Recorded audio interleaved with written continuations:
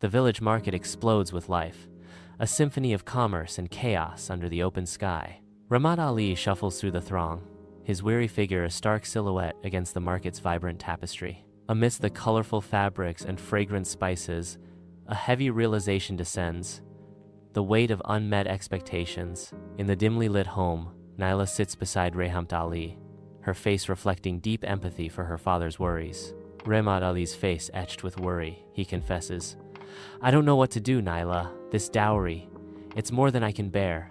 I feel like I'm failing you." Naila's silence hangs in the air, heavy with the unspoken anxieties of the upcoming wedding.